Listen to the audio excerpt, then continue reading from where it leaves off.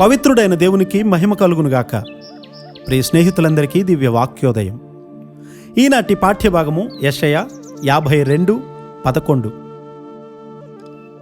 పోవుడి పోవుడి, అచ్చట నుండి వెళ్ళుడి, అపవిత్రమైన దేనిని ముట్టకుడి, దాని యొద్ద నుండి తొలగిపోవుడి. యెహోవా సేవోపకరణములను మోయువార్లారా, మిమ్మును మీరు పవిత్రపరచుకొనుడి. ఓడను కట్టడానికి నోవాహు అతని 3 కుమారులు కోడన్ల మధ్య ఎంతో సఖ్యత ఉండడం వల్ల కలిసి పనిచేయగలిగారు. జంతువులన్నిటినీ సమకూర్చడం అసాధ్యమైన పని. వారు సోమరులైతే నిర్లక్ష్యంగా పనిచేస్తే అది సాధ్యపడేది కాదు కదా. దేవుని కొరకు గొప్ప వాటిని సాధించాలనుకుంటే అందరూ కలిసి ఒక జట్టుగా పనిచేయాలి. ఇది దేవుని కొరకు ఏదైనా ఒక గొప్ప విషయాన్ని సాధించడానికి కావలసినటువంటి మూల సూత్రం. యెహోవా సేవోపకరణములను మోయువార్లారా, మిమ్మును మీరు పవిత్రపరచుకొనుడి. ఈ మాటలు వ్యక్తిగతంగా ప్రతి ఒక్కరూ చేయవలసిందే. మనము భుజించే ఆహారం విషయంలో వ్యాధికారక క్రిములు సోకకుండా తగు జాగ్రత్తలు తీసుకుంటాం కదా.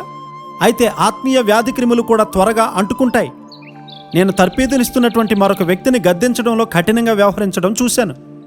ఎంతో ప్రేమగా సున్నితంగా గద్దిస్తే మంచిది.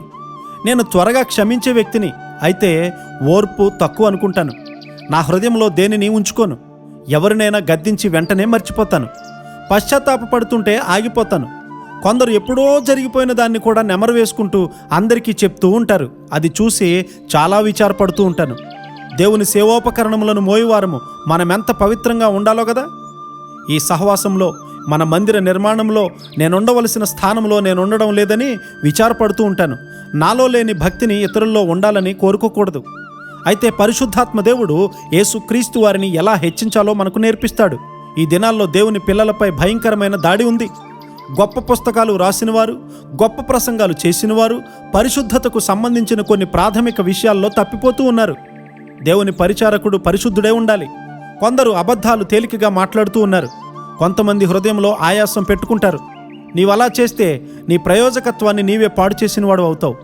దేవుని దృష్టిలో పరిశుద్ధంగాను, పవిత్రంగాను, నిర్మలంగాను ఉంటే తప్ప మనము దేవుని పాత్రలుగా ఉండలేము.